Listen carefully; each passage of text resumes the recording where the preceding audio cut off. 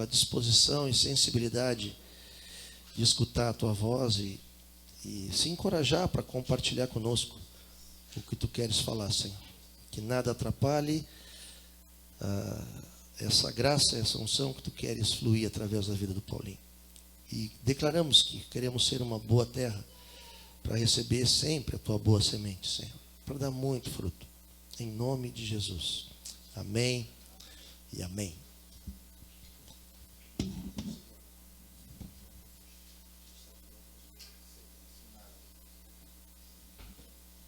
Alô, alô.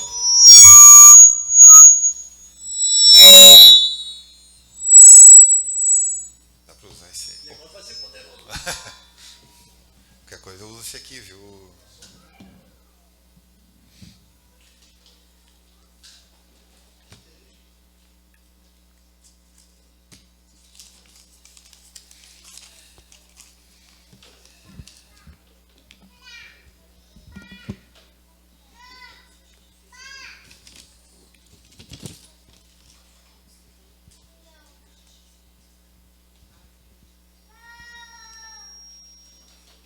Tem uma luzinha ligada aqui, cara.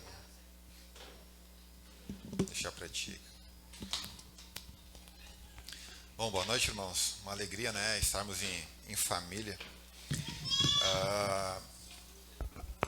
Deixa eu pôr mais para cima. Eu tava orando uma semana e meia, uma semana mais ou menos, e eu me lembrei de um conceito do Senhor que eu aprendi. E eu queria, junto com vocês hoje, com muita simplicidade, eu queria cravar um ponto de moderação numa palavra que o André trouxe faz uma semana, 2 semanas, nem me lembro, sobre aquela questão de letargia. Todo mundo estava aqui, todo mundo ouviu, não ouviu? Eu confesso para vocês que eu ouvi o André compartilhando sobre letargia. E eu me compungiu muito o coração, né? E eu fiquei pensando, assim, inconscientemente, eu acho que eu sempre pensei naquilo. Sempre pensei, né? Eu podia estar fazendo algo a mais para o Senhor. Porque às vezes nós lemos coisas em livros, né? E parece que Deus faz coisas tremendas. E às vezes, por alguns períodos da nossa vida, parece que conosco não faz mais, né? E eu fiquei pensando, se a gente pegar assim, fizer uma enquete com discípulos de Jesus pelo mundo todo, olha, eu acho que deve passar dos 90%, 95%. Se a gente perguntar, tu acha que o Senhor tem mais coisas para te viver, coisas mais poderosas, coisas mais assim incisivas, né? Olha, eu tenho quase certeza que 95% dos discípulos de Jesus pelo mundo todo vão dizer, eu tenho essa mesma impressão. A gente sabe que a palavra moderação na Bíblia, né, ela não é uma pessoa mediana, no sentido de, tem pessoas que têm uma mente muito rápida, outras têm uma mente mais pacata, e quando eu oro ao Senhor me ter uma mente moderada, não é que eu tenho que ter uma mente mediana. A mente moderada, ela é uma mente sadia, que ela percebe as coisas da maneira correta, da maneira que Cristo vê e da maneira que a palavra nos ensina. Isso é moderação na palavra. E eu queria hoje, assim, irmãos, e a expressão que Deus pôs dentro de mim, para me compartilhar com vocês, é isso. Eu queria, com muito temor, assim, cravar com vocês um ponto de moderação de uma das coisas, de um princípio que nos causa letargia, né? Letargia, como nós saímos disso e como que nós evitamos. É um ponto só. Então eu não queria complementar, nem completar, contribuir nessa questão. Amém, queridos? Salmos 45. Hoje tem ceia, né? 7h51. Salmos 45,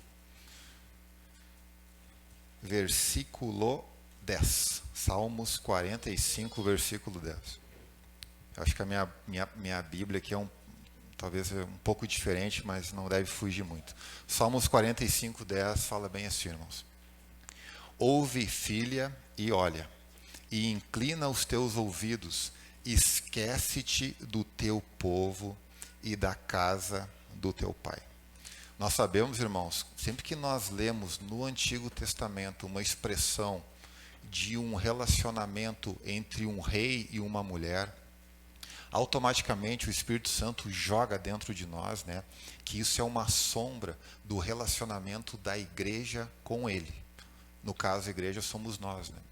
Então aqui tem mais uma dessas figuras, né, de um relacionamento de um rei com uma mulher. E na segunda parte desse versículo 10 fala bem assim: esquece-te do teu povo e da casa do teu pai. Aqui, irmãos, existe uma ruptura com o passado. E o detalhe que eu achei assim bombástico dentro de mim, tá? Que aqui ele não fala se esse passado, vamos dizer assim, era bom ou ruim. Ele simplesmente dá uma ruptura. Esquece do teu povo e da casa do teu pai. Esquece da cultura. Tu tem que esquecer. E aqui tem um ponto muito importante, irmãos, da letargia, eu já vou chegar nela. O Senhor aqui nos dá esse princípio, independente se a casa do meu pai, se o meu povo, eles eram pessoas legais ou não. Geralmente nós focamos, né, eu digo todos nós assim, humanos, né, focamos na parte ruim da casa do meu pai, né. Ah, lá no meu pai nem tinha pai, no meu caso nem tinha pai, né. Ou sei lá, né, enfim, vários problemas que todos nós conhecemos, né. Mas aqui, irmãos, nesse versículo 10, existe uma ruptura com toda a cultura que eu aprendi, inclusive as coisas boas. Então eu queria, mais uma vez, irmãos, cravar com vocês aqui um ponto de moderação nessa ruptura com toda a cultura que eu aprendi na minha vida de Adão. Amém, irmãos? Mateus 16. Vamos entrar em algumas coisas que para mim foram assim, ó, muito interessantes, de alguns versículos que nós já decoramos de trás para frente, no hebraico, do grego. Mateus 16. Todos nós sabemos, né, irmãos, que nós nascemos com um grande problema que não tem solução. Não tem solução. Nós nascemos com um problema que é a vida de Adão em nós. É essa questão da independência, né? As pessoas nascem já dentro de um sistema, vão crescendo. Quando elas se dão conta que tem um problemão dentro delas, um vazio muito grande, algumas pessoas se atiram no trabalho, se atiram nos estudos, se atiram na drogadição, ou algumas nem se atiram em nada, né? Não fazem nada da vida. Enfim, todas percebem que tem algo errado. Nós aqui, e milhões de pessoas ao redor do planeta todo, descobriram qual que é a saída para esse problema, que é o nosso Senhor, que nós estávamos cantando agora. Então, quando nós entregamos a nossa vida para o Senhor, o André estava comentando ali, quando ele se converteu, ele e a Mara, né? Nós temos uma... Vamos ler, Mateus 16, Mateus 16, 24, irmãos. Mateus 16, 24. Vou ler na minha versão aqui. Mateus 16, 24. Então disse Jesus aos seus discípulos: se alguém quiser vir após mim, renuncie-se a si mesmo, tome a sua cruz e siga-me. Essa semana eu estava com a Ruth e com o Tito, parei aqui, estou devendo essa explicação para eles mais explicadinha, né? Mas aqui, irmãos, quando nós encontramos o Senhor, Ele nos dá uma opção de sair dessa vida de Adão. E aqui ele fala o famoso, né? Se alguém quiser ser meu discípulo. Nesse ponto da nossa vida, irmãos, que nós encontramos o Senhor, ele fala de uma forma muito amorosa. Paulinho, ele falou para mim, que ano, Márcio? Como eu digo com o Márcio, a gente nem lembra o ano. Ele falou assim: Paulinho, se tu quiser ser meu discípulo, aí todo mundo já sabe o que vem em frente, né? Mas, irmãos, nesse ponto do nosso encontro com o Senhor, é uma opção nossa fazer a nossa natureza adâmica morrer, que só é possível através de Cristo. Então, quando eu me encontro com o Senhor, eu tenho uma opção de seguir Ele. Aqui é opcional. Eu estava falando para a Ruth, uma vez foi uma coisa impressionante, eu evangelizei um cara. O cara, você acha que entendeu o evangelho mais do que eu até. E ele falou assim: Paulinho, eu queria te agradecer pelo tempo que tu gastou comigo, por tudo que tu me falou. Vida de Adão, vida de Cristo. Cara, eu entendi tudo, mas eu quero continuar na minha vida de Adão. Eu sei que o final é a morte, enfim, é o buracão, né, filho?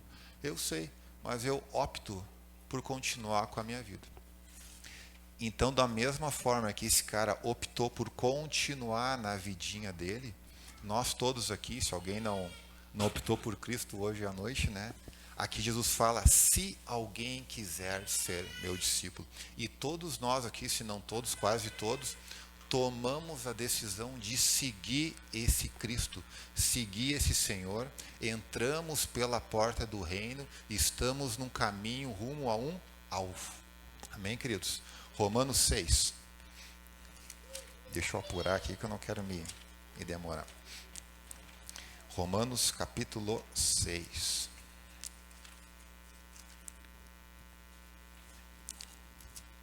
E eu quero chegar aqui no ponto que o Senhor ministrou muito comigo sobre a questão da letargia que o André estava compartilhando. Romanos capítulo 6, versículo 4. Aqui já é o cara que se deparou com Cristo e escolheu seguir esse Cristo. Romanos 6, 4. De sorte que fomos sepultados com Ele pelo batismo.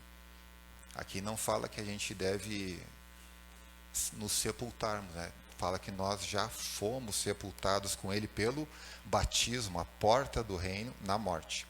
Para que, como Cristo foi ressuscitado dentre os mortos, pela glória do Pai, aqui vem o chave, assim andemos nós em novidade de vida. Queridos, eu me deparei com esse Cristo. Ele falou para mim assim: Paulinho, se tu quiser me seguir, toma tua cruz, nega a ti mesmo, e nós sabemos toda essa doutrina do Senhor, né? Mas quando eu quando eu faço a opção de seguir o Senhor, automaticamente vem habitar uma vida dentro de mim que me leva a viver uma novidade. Fala novidade de vida nessa versão aí. Automaticamente me leva a viver uma novidade de vida. Aqui, irmãos, é o ponto da moderação que o Senhor colocou dentro do meu espírito para compartilhar comigo, com a minha família, com vocês. Quando eu escolhi seguir a Cristo, vem habitar uma vida santa dentro de mim e eu preciso responder ao que essa vida quer, senão eu me torno letárgico. Nós vamos ver na sequência dos versículos aqui. Mas aqui não tem mais opção. Eu preciso andar em novidade de vida, senão eu corro o risco de me tornar um cara religioso e um cara letárgico. Porque a vida que habita em mim, ela é aquela vida do Salmo 45, o 9, o 10, agora não me lembro mais, é o 10. Eu preciso ter uma ruptura total com o meu povo, com a minha tribo de Adão, com a casa do meu pai. A vida de Cristo, ela não é mais dessa terra, ela é uma vida eterna, ela me leva para ser parecido com Cristo. Então, a partir do momento que essa vida vem morar em mim, essa novidade de vida que eu devo andar, se eu não respondo a essa novidade, cria-se um problema, vamos falar assim, problema, né? Porque essa vida me leva para o eterno, mas eu ainda quero algumas coisas do meu povo e da casa do meu pai. E podem ser coisas boas ou coisas ruins. Não vou entrar nessa seara hoje. Mas, irmãos, a vida de Cristo em nós, ela nos tira desse mundo. Ela não tem nada com esse mundo. Se nós continuarmos com algum aspecto da nossa vida preso aqui, nós não conseguimos andar em novidade de vida e ficamos letárgicos, porque são coisas que não são mais compatíveis. É que nem eu tirar um peixe da água e pôr aqui em cima do púlpito. Não, ele não foi feito para isso. E nós também, no momento que nós aceitamos o convite de Cristo, do se tu quiser me seguir, eu não tenho mais volta. Eu preciso responder ao chamado dele. Eu não tenho mais opção. Não tenho mais opção. Porque se eu continuar, eu morro. O Bento não está aí, eu vou contar uma minha do Bento. Depois aí tu faz a minha... Eu e o Bento morávamos em Santa Maria, numa pensão, né? Então, pensão de estudante é aquela coisa, entra gente, sai gente, pá. E eu chegava alguém novo, eu já ia lá, já ficava amigo do cara e tal, né? O Bento era meio chefe lá ele era mais quietão. Aí chegou um cara na pensão lá, eu fiquei amigo do cara, o cara, vem aqui no meu quarto. Cheguei lá, o cara tinha um monte de CD. Mas pensa umas raridades assim, cara. Umas músicas que eu e o Bento curtíamos no mundo. E eu olhei aquilo, cara, o Bento tem que ver isso aqui. Acabou, foi lá no Bento tem que conhecer aquele cara, meu. O cara tem uns CDs, cara, anos que a gente não escuta. O Bento brilhou o olho, sério, Paulinho, vamos lá.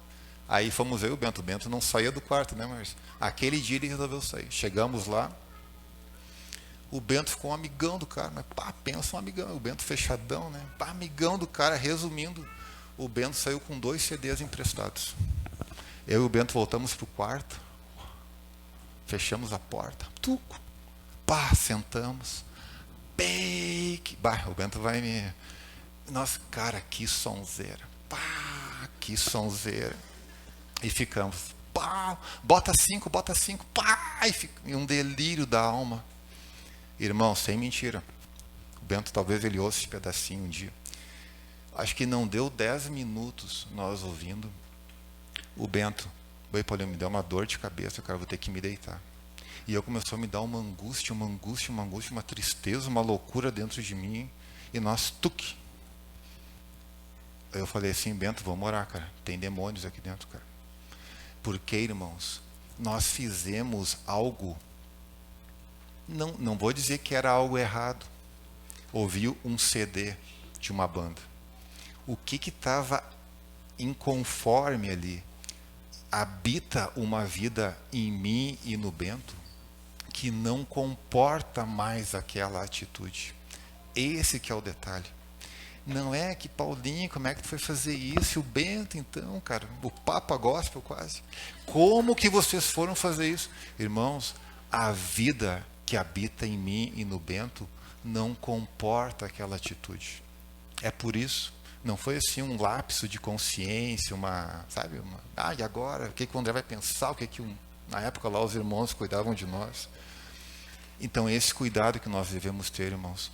Quando eu entrei para aquela opção que Cristo me deu de sair da vida de Adão, habita uma vida em mim que ela precisa ser correspondida, porque ela me leva para o eterno, ela me tira de todas as coisas desse mundo. Se eu continuo preso nas coisas desse mundo, e nós precisamos de uns dos outros para conseguirmos ver isso, nós ficamos letárgicos. Lucas 9:62.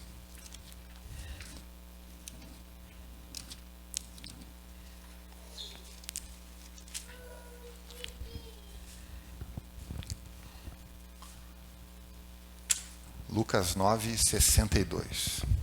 Também bem conhecido, né? E Jesus lhe disse, Lucas 9:62. E Jesus lhe disse: ninguém que lança mão do arado e olha para trás é apto para o reino de Deus. Cara, eu lendo esse versículo que eu já li tantas vezes na minha vida, pensando nesse ponto de ruptura, Jesus falou assim: ninguém é o cara que veio do povo certo ou do povo errado, do povo mau, do povo bom. Ele fala assim: quando tu me segue, ninguém que lança a mão do arado e olha para trás é apto para o reino de Deus. Aqui é só para mostrar Jesus falando isso que eu falei, para vocês verem que não é uma loucura da minha cabeça. No momento que eu disse sim para esse Senhor, vem habitar uma vida dentro de mim que ela precisa ser correspondida com coisas eternas e não de coisas desse mundo, sejam elas boas ou coisas más. Porque o conceito de bem e mal, de certo e errado, é de Adão. Aqui eu esqueço de tudo isso e eu me entrego para esse Senhor. 2 Pedro, irmãos. Eu quero mostrar na vida de alguns homens esses aspectos para vocês. 2 Pedro, capítulo 1.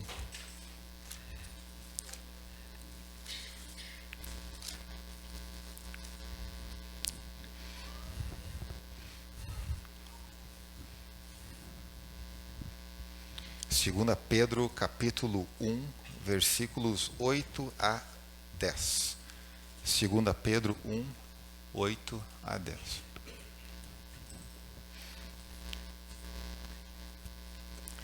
Vou ler aqui. Porque, aqui é Pedro, né?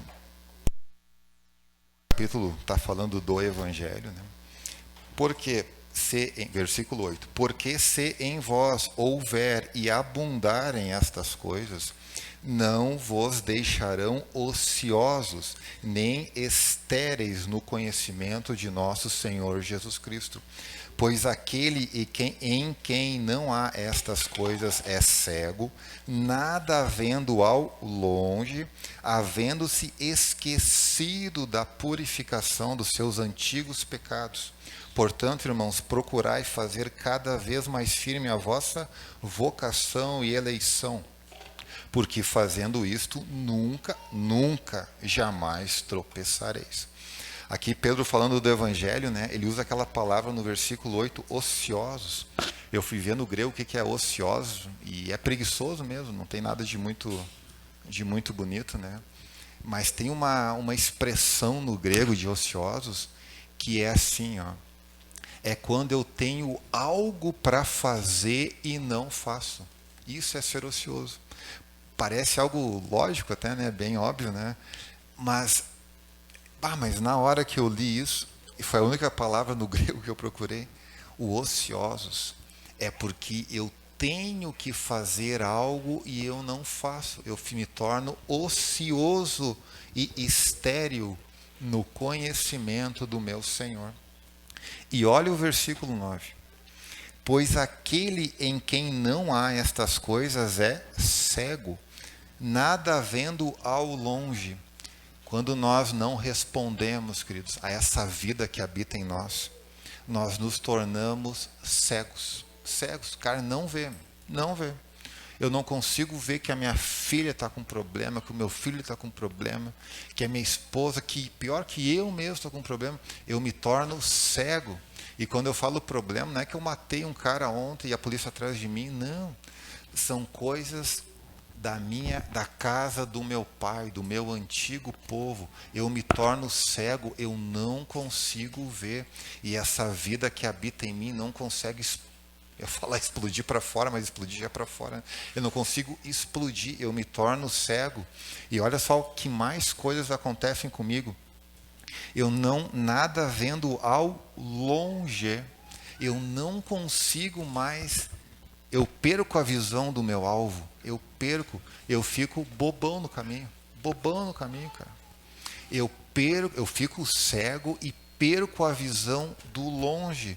Pior ainda, havendo-se, continuando o versículo 9, né? Havendo-se esquecido da purificação dos seus antigos pecados. Eu esqueço que eu fui perdoado por Jesus, já começo numa crise, né? E agora Jesus não me ama, e se Jesus não me ama, quem que vai me amar nesse mundo? Enfim, daí a gente conhece a loucura, estava falando para o André ontem, né? Cada mente humana é uma loucura, né? Então, percebam, queridos, que coisas terríveis que podem acontecer conosco. Eu me torno cego, eu não enxergo mais ao longe, eu me esqueço da purificação dos meus pecados, e tudo isso no meio do caminho rumo ao alvo. Então o meu andar no caminho se torna letárgico, porque eu não estou respondendo o que a vida santa de Cristo quer de mim. Eu preciso responder, porque agora em Cristo eu não tenho mais opção de continuar com as minhas coisinhas terrenas. Amém, queridos? 1 Coríntios capítulo 15, vamos ver um pouquinho de Paulo agora.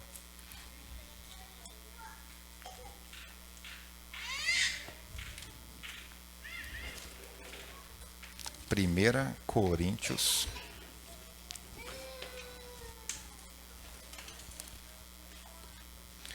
Primeira Coríntios capítulo 15, versículos 1 e 2.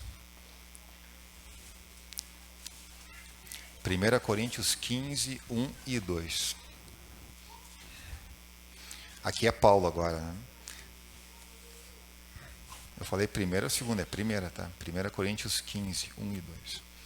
Também vos notifico, irmãos, o evangelho que eu já vos tenho anunciado, o qual também recebestes e no qual também permaneceis. O que é o evangelho, irmãos? Eu encontrei aquele Cristo que me deu a opção de seguir Ele. E eu tenho que renunciar a tudo que eu tenho, o meu povo, a casa do meu pai. E aqui Paulo, até vou ler de novo, tá? Também vos notifico, irmãos, o evangelho que já vos tenho anunciado, o qual também recebestes e no qual também sois salvos. Versículo 2. Pelo qual também sois salvos, se o retiverdes, tal como vô-lo tenho anunciado, se não é que crestes em vão. Então aqui existe, irmãos, um evangelho inalterado. Paulo lembra, né? Vocês têm que manterem o evangelho do jeito que eu entreguei. Não pode criar algo novo ou tirar algumas coisas do evangelho, porque o evangelho é de Cristo, né? E ele fala assim, ó, se não é que crestes em vão. Quando chega no versículo 10, ele fala bem assim, então, 1 Coríntios 15, 10. Mas pela graça de Deus, sou o que sou. E a sua graça para comigo não foi vã. Antes trabalhei muito mais do que todos eles. Todavia não eu, mas a graça de Deus que está comigo. A mesma expressão que ele usa no finalzinho do versículo 2, se não é que crestes em vão, no versículo 10, ele fala que a graça de Deus para com ele não foi vã, a mesma expressão. E olha só que interessante aqui, mais um aspecto, né, da vida de Paulo, pensando nesse contexto de moderação e de sairmos dessa vida letárgica, ou de alguns aspectos de letargia da nossa vida, né? Paulo fala assim, ó, no 10, mas pela graça de Deus, então vem do Senhor, né? Eu sou o que sou. Ele recebeu uma bomba na mão dele, que é a graça de Deus, né? E a sua graça para comigo não foi vã. Como é que ele não deixou a graça de Deus ser vã? Ele mesmo responde: antes trabalhei muito mais do que todos eles. Todavia não eu, mas a graça de Deus comigo. Quando eu me converti, eu tinha a impressão que a graça era um presentão, e realmente é um presentão, né? Mas que eu podia ficar agora de férias, né? Agora eu estou de férias, eu vou só abolindo alguns pecadinhos mais grosseiros, Jesus volta e eu, pum, né? E não é assim, irmãos. Paulo, que era Paulo, né? Que a gente sabe que foi um dos grandes apóstolos, né? Ele fala que ele trabalhou muito mais para não tornar a graça vã. Alguns exemplos, irmãos, de trabalhar para que a graça não seja vã. Eu me lembro que algumas coisas, logo que eu me converti, eu não entendia, né? Muitas coisas, na verdade. E eu me lembro que eu tinha uma sede da palavra, assim, eu numa sentada assim, lia Levítico, noutra sentada lia Números, ia indo, e pá, e aquilo era uma alegria para mim, sabe? Nunca, assim, ó, não tinha peso nenhum, mas peso nenhum. Orar, estar com os irmãos, né? Eu me lembro assim, cara, era frio, né? Nunca tivemos carro lá em casa, né, Márcio? A gente dá umas pernadas e pai, bem, uma alegria, nunca terminava. Porque, por quê? Porque eu e o Márcio éramos os carinhas legais, recém-convertidos? Não. Existe uma vida dentro de nós que nos leva a trabalhar para que a graça não seja vã. Cara, eu aposto com qualquer um. Mas qualquer um. Apostar não, né? Eu faço um desafio santo. Falando de aposta. O André na minha frente. Uma aposta, não, é um desafio. Né? Queridos, assim, vai ter um encontro de irmãos em algum local. Automaticamente, claro, não estou falando assim de uma forma legalista, tá? Mas de uma forma com a liberdade que nós temos em Cristo. Né? Os irmãos vão se reunir para orar na casa do Márcio. Eu ouço aquilo, automaticamente o meu espírito começa a queimar. Automaticamente. A vida de Cristo me impele para aquilo, me leva para aquilo. Mas aí, mas vai ter Real Madrid, Barcelona, domingo, né, filho? Real Madrid, domingo. Mas bem no horário do Barcelona e Real Madrid. É errado ver o Barcelona e Real Madrid? Nenhum. Mas é que nem o CD ouvindo com o Bento, é igualzinho. Não tem problema ouvir o CD com o Bento, não tem problema ver o Real Madrid, nenhum. E são coisas desse mundo. Só que a vida, vou falar de novo, a vida que habita em mim, ela não se conforma. Eu vi aqui, inconformado, eu vi ela primeiro. A vida que há em mim é inconformada com esse mundo.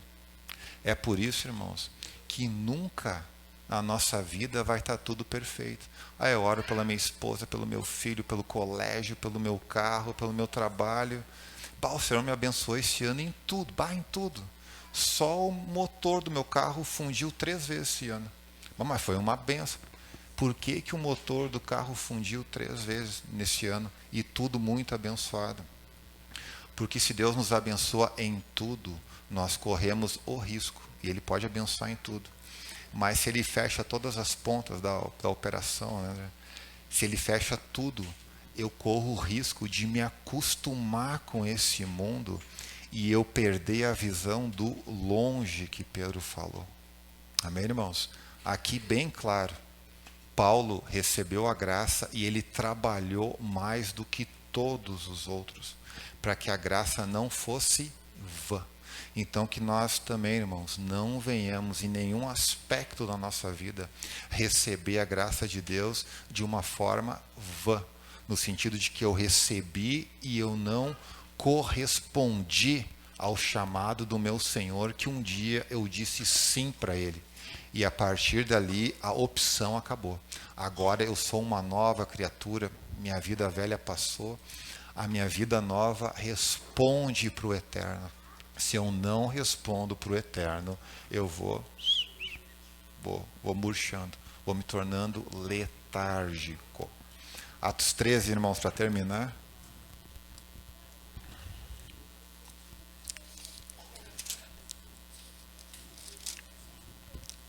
E eu quero terminar essa conversa do letárgico e dar um pequeno testemunho de como nós saímos disso de uma maneira bem simples e muito poderosa mesmo. Digna dos livros. Atos 13, 36. Atos 13, 36. Aqui é Paulo em, sei lá que cidade isso aqui, Antioquia. Paulo em Antioquia, pregando para o pessoal lá. Ele explica mais uma vez o mesmo evangelho de 1 Coríntios 15, que nós lemos ali, né? O evangelho puro, sem acrescentar e sem tirar.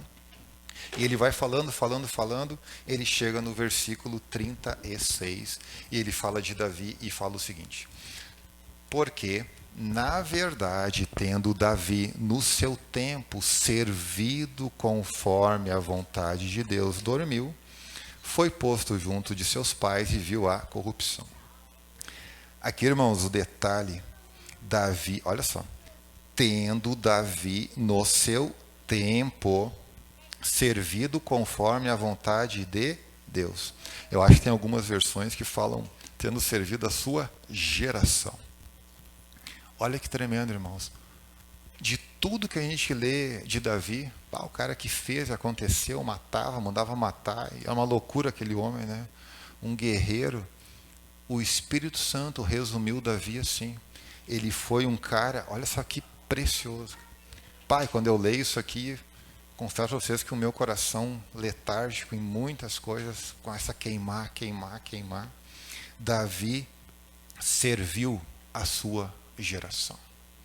E esse é o nosso chamado, queridos. Nessa vida nova em Cristo que nós temos, nós devemos servir a nossa geração. Qual a forma de servir? Do jeito que eu leio nos livros, do jeito que eu vejo, sei lá, em qualquer lugar? Não. Eu devo servir a minha geração do jeito que o meu Senhor, que eu disse sim em Mateus 16, 26, quer que eu sirva. Mas a visão de Davi aqui, o resumo de Davi ele é um cara que serviu a sua geração. Ele não foi lembrado assim, o cara que não sonegou impostos. Até acho que ele deu umas rateadas, não, dinheiro não. Mas Davi, né, teve altos e baixos na vida dele, como todos nós. Mas o que o Espírito Santo registrou desse homem, ele serviu a sua geração. Quando eu olho para os meus filhos, eu também quero que eles se lembrem de mim, um cara que trabalhou, né, que não tratava bem os vizinhos, dirigia tranquilo no trânsito, Mas eu quero que eles se lembrem de mim, né? O meu pai serviu a sua geração, como o Senhor de Mateus 16, 26, ou 24, não me lembro, mandou ele servir. Esse é o nosso legado, irmãos. Esse é o nosso legado. Servir o Senhor conforme ele quer, igualzinho Davi. Atos 13, 40, 41. Vede, pois, que não venha sobre vós. Aqui é a mesma pregação de Paulo. Vede, pois, que não venha sobre vós o que está dito nos profetas. Vede, ó desprezadores, e espantai-vos e desaparecei, porque opero uma obra em vossos dias, obra tal que não crereis se alguém vô-la contar. Isso aqui, irmãos, é uma profecia, nem sei onde é que está isso aqui, a minha Bíblia nem, acho que é Abacuque, alguma coisa assim. Irmãos, há 2000 anos, Deus faz uma obra assombrosa em todo o planeta. Se nós pegarmos pessoas do Oriente Médio, da África, da Europa, das Américas, de qualquer classe social, de qualquer nível cultural, eras diferentes, todos eles têm o mesmo testemunho. Se encontraram com o Senhor de Mateus 16, 24, 26, não me lembro. Assim como nós. É o mesmo testemunho de ter entregue a vida para esse Cristo que espera que nós sirvamos a nossa geração igual Davi. Esse é o nosso chamado. Que não aconteça com nenhum de nós, irmãos. Que a gente só ouça falar dessa obra do Senhor em toda a terra e nós fiquemos de fora. Amém, queridos? Para terminar agora, vou terminar mesmo, tá, André? Uma vez nós morávamos em Porto Alegre e as crianças eram bem pequenininhas e eu, para trabalhar, era assim, 2 ônibus para ir, sabe Porto Alegre, né? Era 2 ônibus para ir, 2 para voltar, chegava cansado. E o superintendente me ligando no ônibus. E aí, um dia nós fomos num encontro lá, e era um dia que eles iam mostrar todas as frentes de trabalho que alguns irmãos têm em Porto Alegre. Era o Telmo com presídio, e não sei mais quem no presídio feminino, e todo mundo envolvido, né? E eu e a Flávia, numa loucura de Porto Alegre, né? E o Senhor falou com a Flávia, ela compartilhou comigo, e eu queria terminar deixando isso para vocês, queridos. Que nós não tínhamos condições de ir no presídio lá com o Telmo e a turma dele, de ir no presídio não sei do que, de ajudar não sei quem em tal local. E a palavra diz que se tem prontidão no servir, o homem vai ser aceito pelo que ele tem e não pelo que ele não tem. O Espírito Santo falou com a Flávia, falou comigo, e nós oramos assim. Cara, a gente não tem o tempo, o dinheiro à disposição de todo mundo aqui de Porto Alegre. Mas o que nós temos, nós vamos servir o Senhor. E o que nós temos desde aquele dia e que todos nós aqui temos, nós oramos para o Senhor usar a nossa casa livremente. Livremente. Então, irmãos, o primeiro passo e o passo mais poderoso, mas pode gravar isso, o passo mais poderoso para a obra do Senhor, para mim servir a minha geração, é eu abrir a minha casa para tomar um chimarrão com o meu vizinho. E pode botar até num livro isso, que é mais poderoso da face da terra, porque é isso que o nosso Senhor fazia. Ele andava com as pessoas próximas. E isso todos nós, começando por nós, todos nós podemos chamar o vizinho para tomar o chimarrão e compartilhar do Evangelho para ele, compartilhar da vida que nós temos vivido. Amém, queridos? Anota isso. Isso é o mais poderoso do universo. O compartilhar do Evangelho na minha sala. Eu não preciso ir para a Índia, ir para a Noruega. Deus pode até me mandar. Mas todos nós aqui participamos dessa obra mundial de Cristo há 2000 anos. Abrindo a nossa casa. E só convidando o nosso vizinho para tomar um chimarrão e compartilhar do Evangelho com ele. E assim nós começamos a ver as grandes obras que o Senhor tem para fazer em nós e ao nosso redor ou derredor, não sei como é que fala. Amém, queridos? Amém? Senhor, te damos graças, Senhor, porque ao longo de todos esses anos Tu tem nos ensinado mais e mais sobre a mente de Cristo. E nós, com muita simplicidade, queremos mais uma vez renovar mais um pouco a nossa mente, Senhor, para essa obra tremenda de senhorio que Tu tens sobre nós, Senhor. Um senhorio de amor, de algo que nos leva para o eterno, Senhor. E eu me coloco diante de Ti, junto com os meus irmãos aqui, para que possamos, de uma maneira simples e muito poderosa, viver essa simplicidade do reino, de compartilhar o Teu Evangelho de casa em casa, Senhor. E assim vermos e sermos testemunhas da Tua grande obra em toda a terra, Senhor. Obrigado pela nossa ceia, nossa reunião, nosso encontro de família aqui, família que verdadeiramente somos, Senhor. Te damos graças por tudo, no nome de Jesus, Pai. No nome de Jesus.